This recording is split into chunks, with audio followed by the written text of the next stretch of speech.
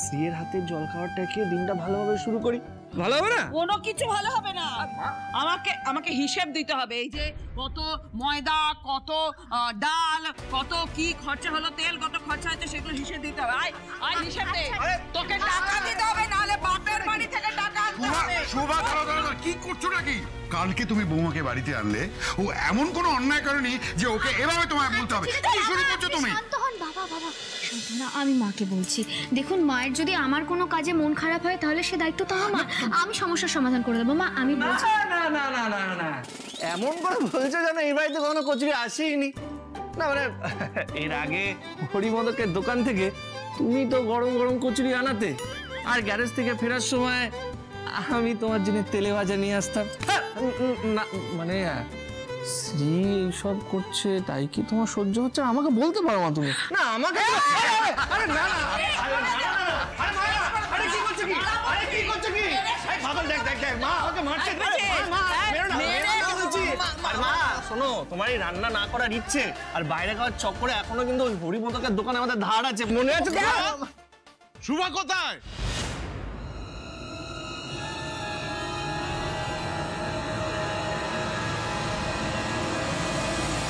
হরিমদক দেখলি তো, সকাল সকাল শয়তানের নাম নিলে শয়তান এসে গেছে।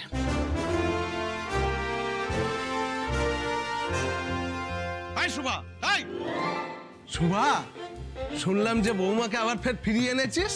আজকে কিন্তু আমি টাকা না নিয়ে বাড়ি ফিরবো না।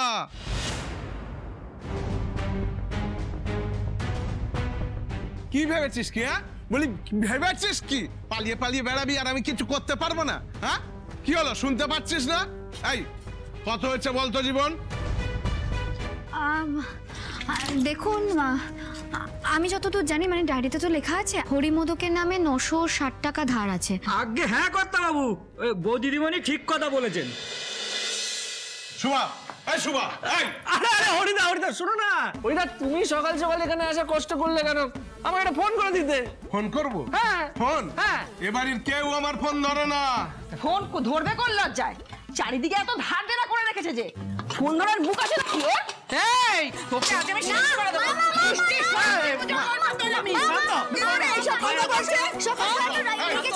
এই শুভা, আমার টাকা দে। সকালবেলা এসে অমৃতম্বিকে টাকা দে টাকা দে করলে টাকা কোত্থেকে পাবো? দেখুন না, আমি আপনাকে বলছি, আপনার যে টাকাটা বাকি আছে আমি সময় মতো দিয়ে দেবো, একটু সময় দিন না। হ্যাঁ হরি, হরি শোনো শোনো, এদিকে শোনো শোনো। আমার বৌমা যেটা বলছিলাম, ভরসা করো, তোমার টাকাও দিয়ে দেবে। বদনদার টাকাও দিয়ে দিয়েছে, তোমার টাকাও দিয়ে দেবে, একটু ভরসা করো। হ্যাঁ হ্যাঁ এসো এসো, হরি বসো বসো এখানে। বদল তুই নিয়ে যা।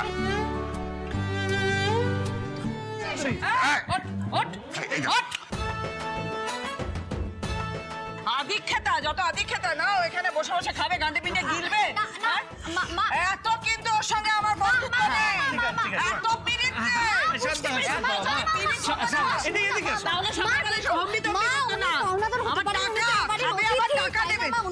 সম্মান আছে মা, মা বলছি টাকা পয়সা চলে যাবে। মানে মানে বাড়ির অতিথি যদি বাড়ি থেকে এইভাবে সকালবেলা না খেয়ে যায়, লক্ষ্মী চলে যাবে। লক্ষ্মী চলে যাওয়া মানে কি মা? টাকা পয়সা চলে যাবে। আর দু একটা কচুরি খেলে আমাদের কিচ্ছু হবে না মা। হ্যাঁ হ্যাঁ, তুমি এসো এসো এসো। আরে হরিদা বসো না, আরে তুমি বসো না, আরে বসো হরিদা, আমার কথা শোনো। একটু শ্রীয়ের হাতের স্পেশাল কড়াইশুঁটির কচুরি আর তার সাথে ছোলার ডাল একটু খাও, তুই পুরো ফিদা হয়ে যাবে। আর দরকার হলে আমি তোমার জন্য চা বানিয়ে দিচ্ছি, চা খেয়ে যাও আর আমাকে এক সপ্তাহ দাও, আর পুরো ব্যাপারটা ম্যানেজ করে দেবো। আদিক্ষেতা, বসে বসে এনাকে খাওয়াতে হবে আবার। না না না মা, আরে এমনি বলছে মা। কিসের এমনি বলা? না মা, মা মা কি শান্ত হও মা। তুই কেন বসে? আরে দিয়ে দেবো, পরে দিয়ে দেবো না মা। এই তো এসে গেছে মা, মা প্লিজ ইন। আচ্ছা আচ্ছা।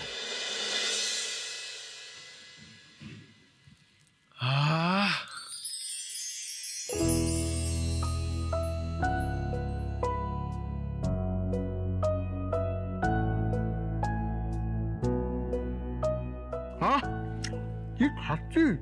একটু অমৃত খাচ্ছি। এ কি করে বানালে বৌমা? জীবন শেখ শেখ, এতকাল ধরে এত কড়াইশুটির কচুরি বানালি, কিন্তু এই জিনিস একেবারে নতুন। আহা, কি স্বাদ, কি গন্ধ।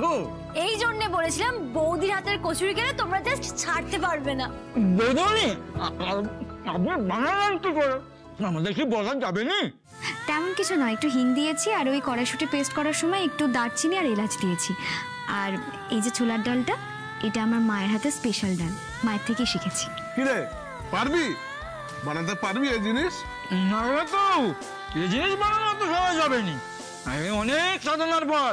একদম ঠিক, এটা শ্রীর হাতে স্পেশাল রান্না, শ্রী ছাড়া কেউ পারবেই না, তাই তোমরা চেষ্টা করো না। গেল 2 বছর আমার দোকানের বিক্রিবাটা একটু কমে গেছে। তুমি চাইলে আমার দোকানে এই কড়াইশুটির কচুরি আর ছোলার ডাল সাপ্লাই করতে পারো। তাতে আমারও লাভ হবে আর তোমারও লাভ হবে। এত সাহস হয় কি করে? হ্যাঁ? ভাবলি কি করে যে আমার বাড়ি বউ তোর দোকানে কচুরি তারপরে এইসব ডাল বিক্রি করবে? কখনো নয়, ও বড় কিছু একটা হবে, ও ম্যানেজার হবে। হ্যাঁ, কখনো কখনো সাহস হয় বলে দে তুই ওকে। ভেবে দেখো বৌমা, ধার শোধ করার জন্য আমি না হয় তোমাকে সময় দিচ্ছি, তবে এই স্বাদে গন্ধে আমার দোকানে খদ্দের ফিরলে তোমাদের হাতেও কিছু আসবে।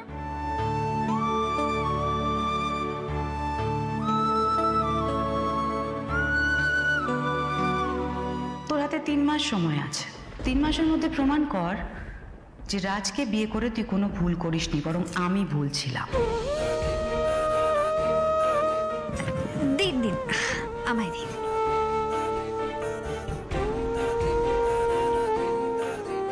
বলছি, আপনার প্রস্তাবটা আমার খুব ভালো লেগেছে, আমি ভেবে দেখবো। এই জীবন, আয়। আমি কিন্তু তোকে ওই কচুরির দোকানে কচুরি ফেরি করতে দেব না, বলে দিচ্ছি কিন্তু। মা, আমি তো ফেরি করছি না। আচ্ছা মা, বিষয়টাকে একটু অন্যভাবে দেখুন না।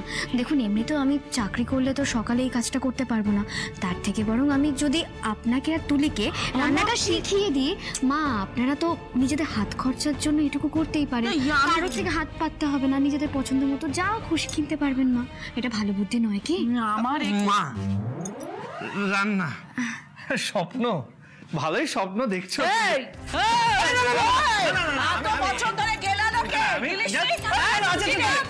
তোমাকে সাহায্য করবো। তুমি কিরকম সাহায্য করবে আমার জানা আছে। আমি সকালবেলা উঠে আমিও সাহায্য করবো। আচ্ছা, বলছি যে এই সাহায্যের কথাটা নিয়ে আমরা পরে আলোচনা করি। বলছি মা, শুনুন না, কচুরি ঠান্ডা হয়ে যাচ্ছে, কিন্তু ফ্রেশ হয়ে নিন না, আমরা সবাই একসাথে বসে খাই। হ্যাঁ চলো না, আরে এক পিসে কি হয়, তাড়াতাড়ি চলো। আচ্ছা চলো চলো, সবাই বসো, ঠান্ডা হয়ে যাচ্ছে। হ্যাঁ মা, কচুরি ঠান্ডা হয়ে যাচ্ছে, শ্রেয়ার হাতের কড়াইশুটির কচুরি তার সাথে এই ছোলার ডাল খেলেই মন পুরপুরে হয়ে যাও। মা, একটু খেয়ে নাও, খেয়ে নাও আমার মিষ্টি মা।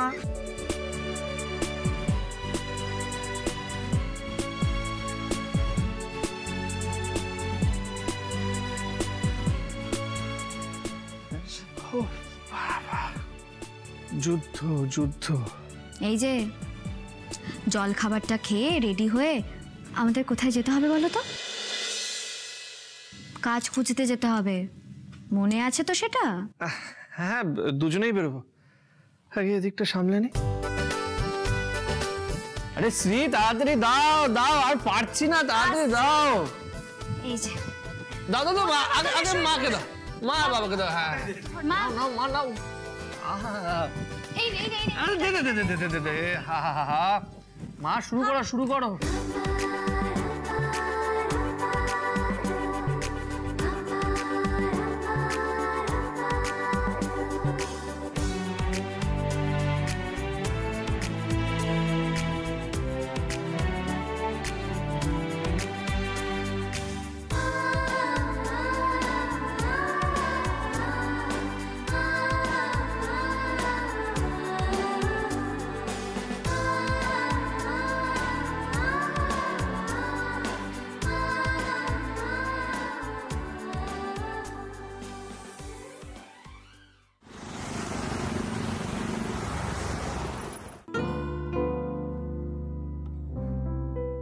আসুন বসুন। Thank you ma'am. Hello ma'am, আমি শ্রী ঘোষাল। আমার প্রায় 8 ইয়ার্সের মতো ওয়ার্কিং এক্সপিরিয়েন্স আছে অ্যাজ এ সেলস গার্ল। এর আগে আমি হোয়াইট গুডস শোরুমে ছিলাম। আচ্ছা, তুমি সেই শ্রী মজুমদার না? শ্রী মজুমদার? তুমি যে বললে শ্রী ঘোষাল। অ্যাকচুয়ালি ম্যাম আমার ঘোষাল বাড়িতে বিয়ে হয়েছে। আরে তুমি তাকে টিপটপ ক্লিনিক কোম্পানিতে কাজ করতে, রাইট? আর তোমার নামে কেস চলছে, খবরের কাগজে সে বিষয় বেরিয়েছিল। রাইট রাইট, আমি ওই ব্যাপারটা সম্পর্কে সবই জানতাম। না না, তুমি আসতে পারো। ম্যাম প্লিজ আমার কথাটা একবার শুনুন না। আমরা এই ঝামেলায় জড়াবো না, প্লিজ। স্যার বলছিলাম যে কি ব্যাপার, আপনি এখনো জাননি? যেতে বললাম না আপনাকে আমি? স্যার বলছিলাম আমার কথাটা একবার শুনুন। শুনবো? কি শুনবো নতুন করে? অলরেডি আমি শুনেছি যে আপনি ওই গুন্ডা বদমাইশ এই ধরনের লোকজনের সাথে যোগাযোগ রাখেন। প্লিজ আসুন। স্যার আমি বলছিলাম যে আবার আপনি আমাকে বিরক্ত করছেন, মানে ভালো কথা হচ্ছে না? হ্যাঁ, এক মিনিট। না স্যার আমি চলে যাচ্ছি স্যার, চলে যাচ্ছি। ম্যাম আমার একটা কাজের খুব প্রয়োজন। শ্রী, রাইট? নামটা খুব চেনা চেনা লাগছে। ও হ্যাঁ, তাই তো। আপনার নামেই তো সোশ্যাল মিডিয়ায় অনেক কিছু বেরিয়েছিল। সেই টিপটপের কেসটা তো এখনো সলভ হয়নি।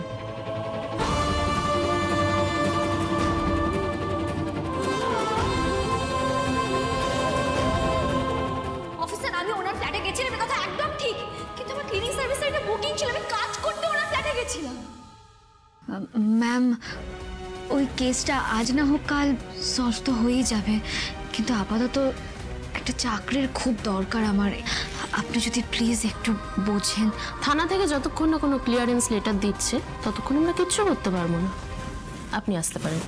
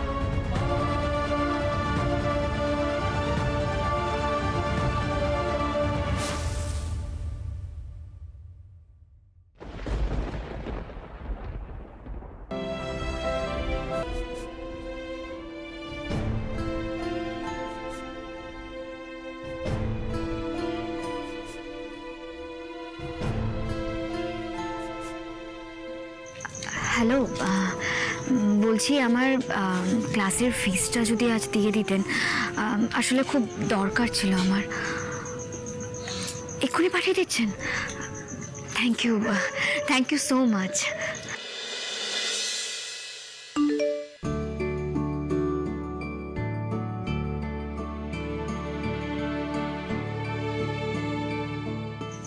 কি হয়েছে? অবশ্য তোমার মুখ দেখে আমি অনেক কিছুই বুঝতে পারছি। সে তো তোমার মুখ দেখেও বুঝতে পারছি যে যেই কাজের জন্য বেরিয়েছিলে সেই কাজটা হয়নি, তাই তো? আচ্ছা শ্রী শোনো না, বুঝলাম ইনভেস্টার আমাকে পাত্তা দেয়নি, কিন্তু একটা ল্যাপটপ রিপেয়ার করে আমি পুরো 1000 টাকা পেয়েছি।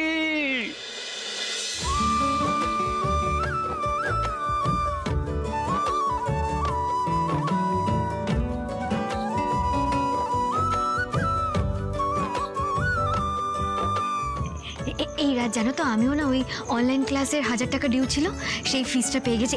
এই দেখো, এক্ষুনি পাঠিয়ে দিলেন উনি। এই দেখো। 1000? হ্যাঁ, যাওয়ার সময় না টাকাটা তুলে নেবো। হ্যাঁ 1000 টাকা? 1000 2000 হয়ে গেল। আমরা আজকে সান্নালের টাকাটা মিটিয়ে দেবো।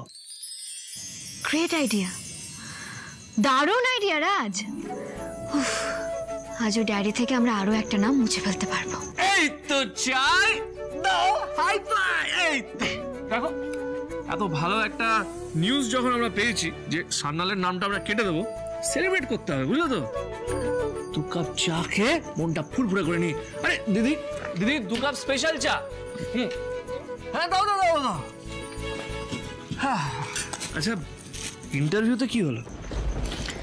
রাজ, টিপটপের কেসটা সলভ না হওয়া পর্যন্ত একটু ঠিক আছে ঠিক আছে ঠিক আছে। দেখি লাগে না লাগেনি সরি। আরে ঠিক আছে। টিপটপের কেসটা সলভ না হওয়া পর্যন্ত কেউ আমাকে চাকরিতে নেবে না রাজ। বুঝতে পারছি। আর এদিকে আমি যে ছোটদার সাথে জড়িয়ে আছি এই ব্যাপারটা সব ইনভেস্টররা জেনে গেছে। অদ্ভুত প্যাঁচে পড়েছে। দেখো শ্রী, বলছিলাম এই ছোটদার ব্যাপারটা সমাধান হতে তো সময় লাগবে, কিন্তু টিপটপের ব্যাপারটা সমাধান হতে এত সময় লাগছে কেন জানি না। আর থানা থেকে ক্লিয়ারেন্স লেটার না পাওয়া অবধি তো কিছু করার নেই। বুঝলাম বুঝলাম। বলছিলাম শ্রী, যেভাবে হোক এই টিপটপের কেসটার একটা ফুল অ্যান্ড ফাইনাল সেটেলমেন্ট করতে হবে, বুঝলে? এই রাজ, আমরা একবার থানায় গিয়ে কথা বললে হয় না? হ্যাঁ মানে দাঁড়াও দাঁড়াও দাঁড়াও, মাথায় একটা ফ্যান্টাস্টিক প্ল্যান এসছে। না না না, চিয়ার্স। হ্যাঁ হ্যাঁ 2 মিনিট দাও।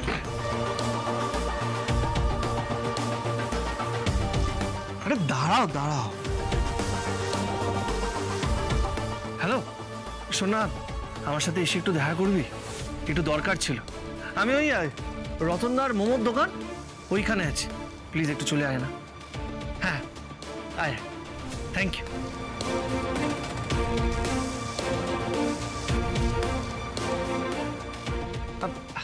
আরে আমার পুলিশ বন্ধু, ওকে কল করেছিলাম, ও এখানে আসছে।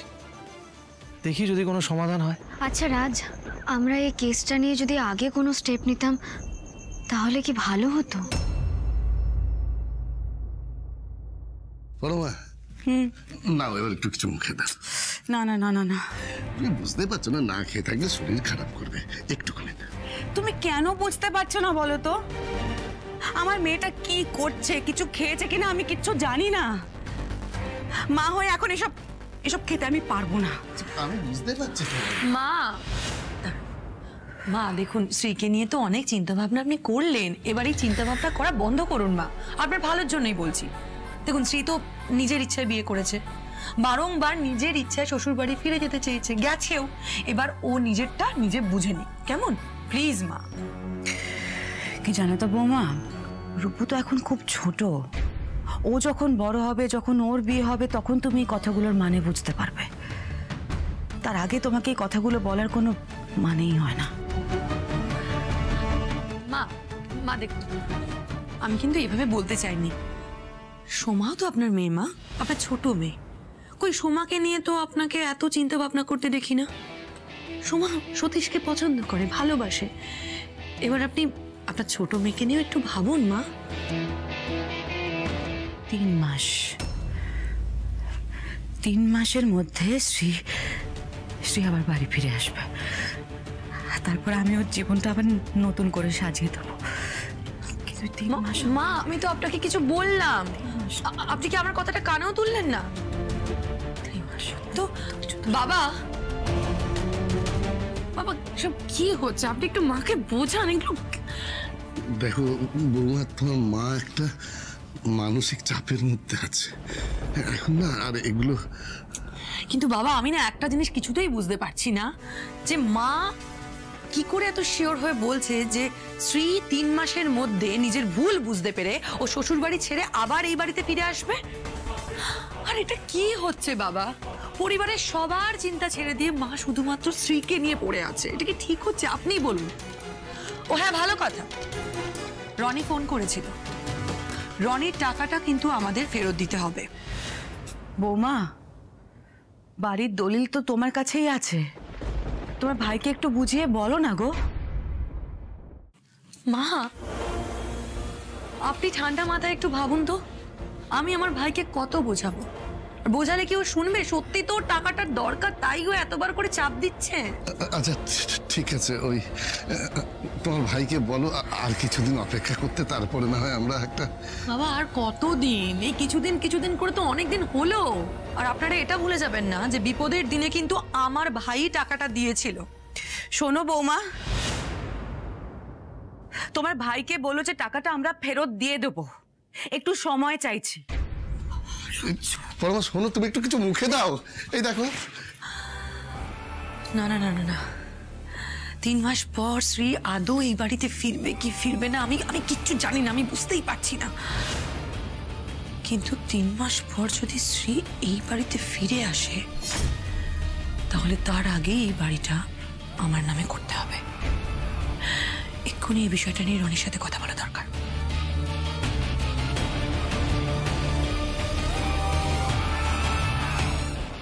হ্যালো, তুই কোথায় রে?